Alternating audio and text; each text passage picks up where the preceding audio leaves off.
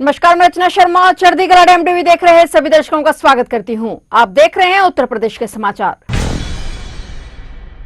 केंद्र सरकार ने उत्तर प्रदेश में भारतीय प्रशासनिक सेवा कैडर की स्वीकृत संख्या बढ़ाकर 683 कर दी है। पहले यह संख्या 652 थी। इसके लिए भारतीय प्रशासनिक सेवा विनियम 1955 में संशोधन करते हुए भारतीय प्रशासनिक सेवा कैडर शक्ति निर्धारण 8वां संशोधन विनियमन 2025 अधिसूचित किया गया है। ये निर्णय 31 दिसंबर को आधिकारिक गजट में प्रकाशित होते ही प्रभावी हो गया। यह संशोधन अखिल भारतीय सेवा अधिनियम 1951 के तहत उत्तर प्रदेश सरकार से परामर्श के बाद किया गया है। इसके तहत कार्मिक और प्रशिक्षण विभाग ने पीसीएस से आईएएस में पदोन्नति के लिए 9 नए पद जोड़े हैं। इन 9 नए पदों के और पहले से रिक्त 18 पदों को मिलाकर कुल 27 पदों पर पीसीएस अधिकारियों की पदोन्नति के लिए विभागीय पदोन्नति समिति की बैठक होगी और इससे वर्ष 2010 और 2011 बैच के पीसीएस अधिकारियों के आईएएस बनने का रास्ता साफ हो गया है। इस फैसले को उत्तर प्रदेश के प्रशासनिक ढांचे को और मजबूत करने की दिशा में एक महत्वपूर्ण कदम माना जा रहा है।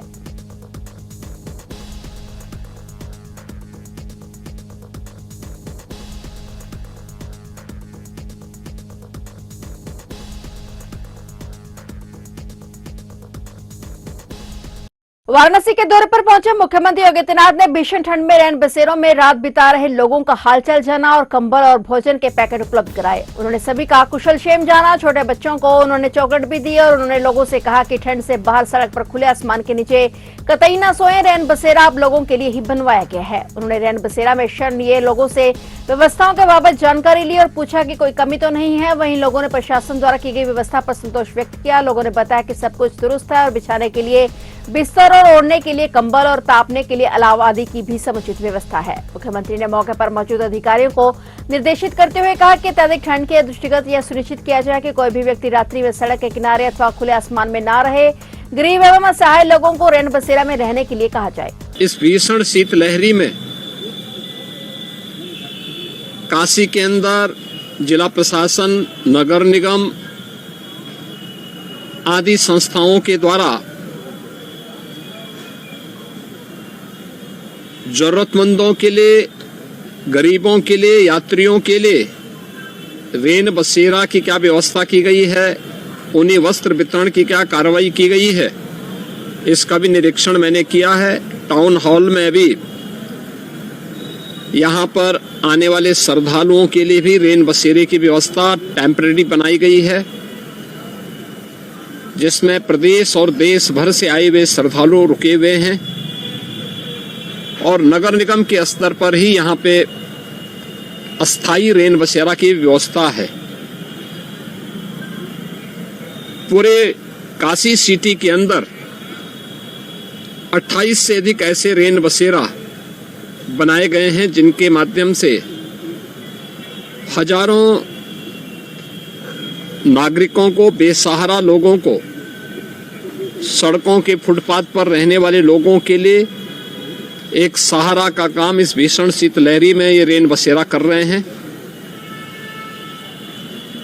ऊनी वस्त्र वितरण के लिए प्रत्येक जनपद को पर्याप्त धनराशि उपलब्ध करवाई गई है और प्रशासन से कहा गया है कि वह युद्ध स्तर पर इनका वितरण जरूरतमंदों को ऊनी वस्त्र वितरण के माध्यम से इस भीषण शीतलहरी में उन्हें यह सुविधा उपलब्ध करवाएं।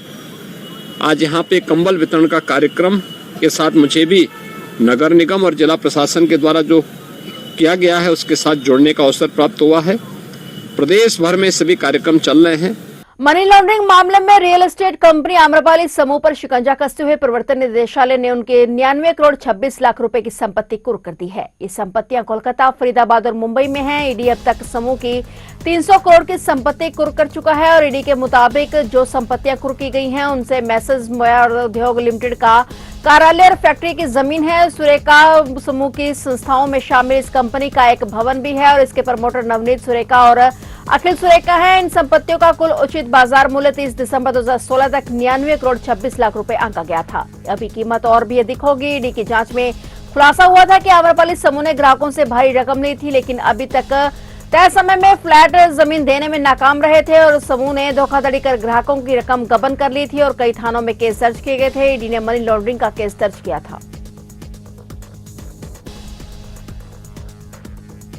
2 साल पहले हुए भट्टा लूट कांड में शामिल पूर्व ब्लॉक प्रमुख नवाब सिंह यादव के 2 गुर्गों को पुलिस ने गिरफ्तार कर लिया है। वहीं एक अन्य गुर्गे के घर पुलिस ने दबिश दी, लेकिन वह भागने में सफल हो गया। पुलिस ने उसके घर का डीवीआर जब्त कर लिया है और इस मामले में अब तक 4 आरोपी गिरफ्तार हो चुके हैं, जबकि 3 अभी भी फरार चल रहे हैं। सदर कोतवाल जितेंद्र प्रताप सिंह ने भारी पुलिस बल के साथ शहर के मोहल्ला यूसुफपुर भगवान में दबिश देकर विराट मौर्य को उठा लिया और इसके बाद भी इस मोहल्ले में शिवम दुबे उर्फ सोमू के घर में दबिश दी, लेकिन वह तब तक भाग चुका था। पुलिस ने उसके घर से लगा सीसीटीवी का डीवीआर जब्त कर लिया और अपने साथ ले गई। पुलिस ने रामपुर मचरे गांव में एक ट्यूबवेल पर दबिश देकर सुरजीत यादव को भी दबोच लिया और दोनों आरोपियों को पकड़कर कोतवाली लाई और उनसे पूछताछ की गई। सदर कोतवाल जितेंद्र प्रताप सिंह ने बताया कि दोनों आरोपी भट्टा लूट कांड में आरोपी हैं और इन लोगों ने मुख्य आरोपी पूर्व ब्लॉक प्रमुख नवाब सिंह यादव और उसके भाई नीलू यादव के साथ वारदात को अंजाम दिया था। पीड़ित ने इन लोगों के भय के कारण 2 साल बाद घटना की प्राथमिकी दर्ज कराई, तब से इनकी तलाश की जा रही है।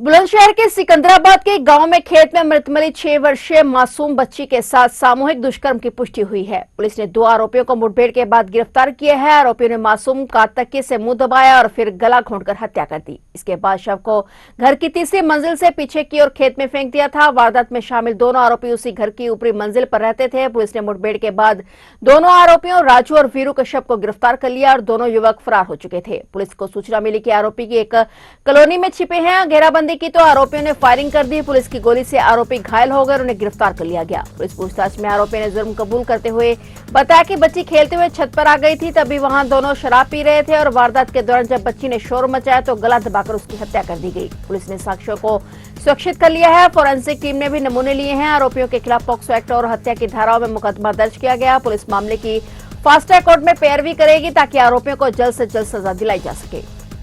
देर शाम सिकंदराबाद थाने में एक सूचना प्राप्त हुई कि इंडस्ट्रियल एरिया के रजीपुरा में एक बच्ची छत से गिरी है, जिसे काफ़ी गंभीर चोटें आई है। पुलिस तत्काल मौके पर पहुंची और परिजनों के सहयोग से अस्पताल लाया गया, जहां डॉक्टरों ने उसे मृत घोषित कर दी गई। परिवार से जब पूछताछ की गई तो उन्होंने बताया कि उसी मकान में दूसरे हिस्से में किराए पर एक राजू है जो बलरामपुर का रहने वाला है और बीरू है जो लखीमपुर खीरी का रहने वाला है, वहीं रहते हैं और ये भी लेबर हैं, फैक्ट्री में काम करते हैं। वो छत पर देखे गए थे और हो सकता है कि उनके द्वारा बच्ची के साथ दुष्कर्म जैसी घटना कारित की गई है। इसी आशय की तहरीर प्राप्त होने पर अभियोग पंजीकृत करके पुलिस तत्काल विवेचना या अभियुक्तों की तलाश में जुटी। कांवरा रोड पर बदमाशों के साथ पुलिस की मुठभेड़ हुई। दोनों अभियुक्तों के पैर में गोली लगी, वो घायल हो गए। उन्हें अस्पताल भेजा गया, गंभीर स्थिति में उनका इलाज हो रहा है। बच्ची का पोस्टमार्टम कराया गया, जिसमें रेप की पुष्टि हुई है। शीघ्र ही इस अभियोग की विवेचना पूर्ण करके माननीय न्यायालय से अनुरोध करके इसका समयबद्ध ट्रायल पूर्ण कराने की कोशिश करेंगे।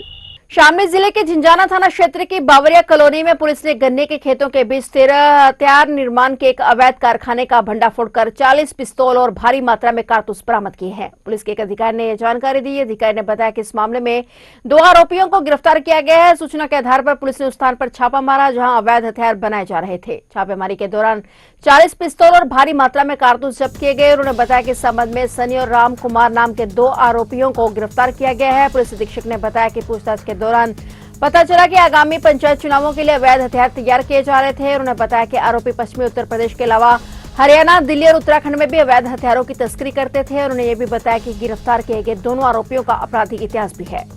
एक हमारे यहाँ घटना हुई थी मर्डर की, उसके परिप्रेक्ष्य में हमारी टीम लगी हुई थी और कि तमंचे कहाँ हमारे बन रहे हैं। इस तरह से 2 फैक्ट्री हमारे यहाँ पकड़ी गई थी। एक थाना कैराना में पहले पकड़ी गई थी और उसके द्वारा बनाए तमंचे से आपको मालूम है कांधना में एक महिला, उसके 2 बच्चियों की हत्या उसके पति ने स्वयं कर दी थी। उसी परिप्रेक्ष्य में हमारे क्षेत्राधिकारी कैराना, हमारे SHO कांधला, झिझाना और शामली लोग लगे हुए थे इसमें। हमारे 3 टीम ने बहुत अच्छा इसमें काम किया। हमारी स्वाट प्रभारी कुलदीप, हमारे SHO झिझाना कशाना, SHO कोतवाली सचिन शर्मा, इन लोगों ने मिल के एक गैंग को अरेस्ट किया है जो पेशेवर तमंचे बनाने का काम करता रहता है। उनसे कुल मिला के 40 तमंचे बरामद हुए हैं। उनमें 21 कंप्लीट रूप से बने हुए हैं।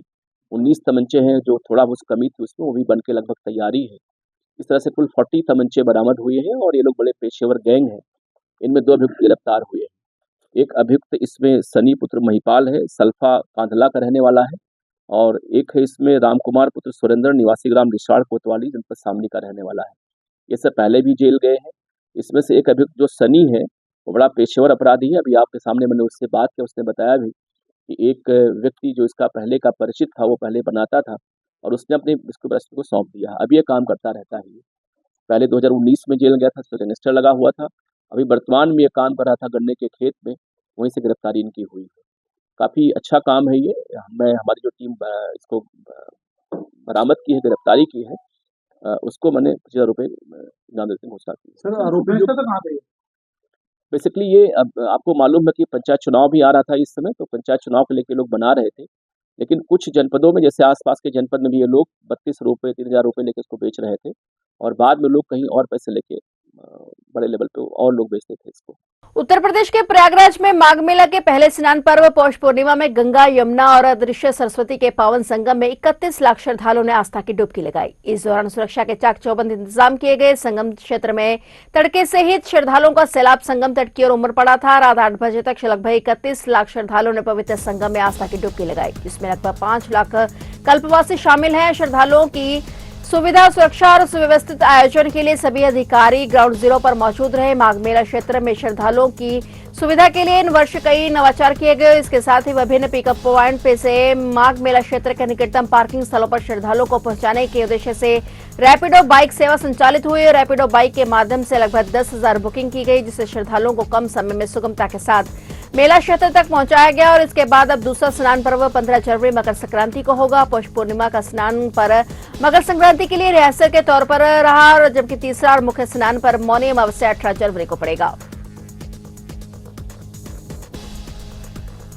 यूपी में सर्दी का असर बढ़ता जा रहा है। मौसम विभाग के मुताबिक आने वाले दिनों में कोहरे के साथ गलन का असर भी बढ़ेगा। ठंड से फिलहाल अभी किसी तरह की राहत के आसार नजर नहीं आ रहे हैं। कोहरे के बीच शनिवार को भी ठंड की वजह से सामान्य जनजीवन प्रभावित रहा। मौसम विभाग के मुताबिक 2 दिन में तापमान में 3 से 5 डिग्री तक की गिरावट के आसार हैं। ऐसे में धूप के दर्शन भी मुश्किल से होंगे। प्रदेश में कोहरे की वजह से कई जिलों में सुबह शून्य दृश्यता दर्ज की गई और आने वाले दिनों में कोहरा और घना हो सकता है। रविवार के दिन भी शुरुआत कोहरे और गलन के साथ हुई है। आंचलिक मौसम विज्ञान केंद्र के वैज्ञानिक ने बताया कि 2 दिन के भीतर न्यूनतम तापमान में 3 से 5 डिग्री की गिरावट आ सकती है, जिसमें ठंड बढ़ेगी और इस दौरान कोहरा भी घना हो सकता है। उन्होंने बताया कि कई जिलों में सुबह दृश्यता शून्य हो सकती है और आने वाले दिनों में कोहरा और बढ़ेगा। कोहरे और ठंड की वजह से सामान्य जनजीवन प्रभावित हो रहा है। लोग बिना जरूरी काम के घर से निकलने से बच रहे हैं। सरकार ने मोबाइल से सर्दी का अलर्ट भी भेजा है। मौसम विभाग के मुताबिक 2 दिन में तापमान में 3 से 5 डिग्री तक की और गिरावट दर्ज की जाएगी।